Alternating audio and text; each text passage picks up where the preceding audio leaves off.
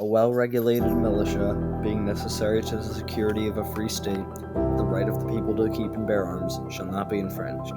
Quote, Second Amendment of the American Constitution, 1787. It's safe to assume by now that most citizens of the U.S. know those words. In simpler terms, it means that citizens of the U.S. have the right to own and bear firearms in order to defend themselves and rise up to a corrupt government if necessary. However, in recent years, with school shootings, suicides, and massacres becoming more and more prevalent, people began to question the security the Second Amendment claims to offer. Is it truly protecting us and making us more secure, or is it tearing our country apart? As of October 26, 2023, we've had more mass shootings than days in the year. We have suffered around 565 shootings as of the 26th, and technically, that statistic is outdated and has risen somewhere in the 600s to 700s. I want to show you a Gallup poll that was from last month. Here's the headline: Diminished majority supports stricter gun laws in U.S. Specifically, 57% of U.S. adults now think laws covering the sale of firearms should be made more strict. The Congress has had trouble making changes in the past and leaves more to schools and states' governments to deal with. But in our country, it's really hard to get big legislation about firearms across the finish line because it's a very political thing. And so my center works mostly on things we know we can do now to save lives, rather than necessarily dreaming of a world where you could just pass whatever law you wanted. And so unfortunately, it's very difficult to pass legislation bipartisanly at a federal level about this. We interviewed Dr. Mike Anestis, an associate professor in the Department of Urban Global Public Health in the Rutgers School of Public Health, as well as the executive director of the New Jersey Gun Violence Research Center. So I myself am a faculty member at Rutgers and conduct research, but I also run a center where I have faculty members and postdoctoral fellows and graduate students all doing research in this area. And so I help supervise the work that they do. And then my center also funds gun violence research by scientists all over the country. One question many citizens have is why it's so hard to stop one of the leading causes of death in our country, despite the obvious grave dangers it causes.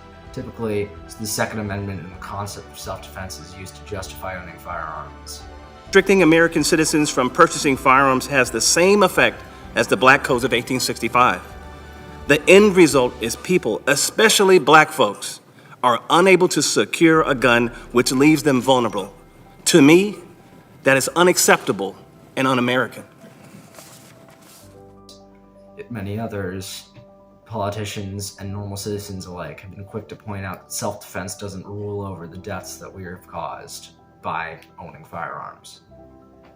There's no doubt there have been scenarios where somebody has saved themselves or someone else because they had access to a firearm. There are exceptions to all sorts of rules, but defensive firearm ownership isn't as common as a lot of folks believe it is. And what people don't realize is that having ready access to a firearm in a home increases lots of risk. Gun violence causes deaths throughout the U.S., and the Second Amendment shouldn't dismiss this fact. That's why, in the next 20 years, we think that we should tighten gun ownership laws to prevent more deaths.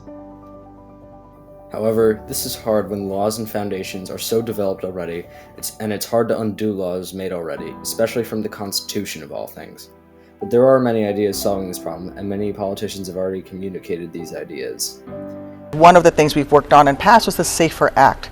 One of the things that we did was to pass and make straw purchasers illegal, which is people who are buying guns for people who cannot buy guns. But at the end of the day, what we need is sensible gun control legislation.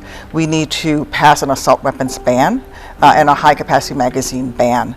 That would get those guns off the streets. One thing that Dr. Anestis says is that we can create new policies to make sure we're protected from the threat of guns and still allow guns to be owned. Community violence interruption programs would be another way to go about helping the community work to help itself. Sometimes the folks who are in the community are going to reach folks a little bit better than someone coming from outside or law enforcement to help diffuse conflicts. So there's lots of different solutions. We think this approach is the next best step towards protecting our citizens.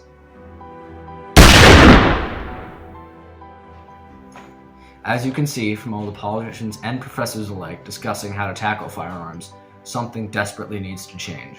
This is why the change we'd like to see in this country in the next 20 years is for higher restrictions on firearms.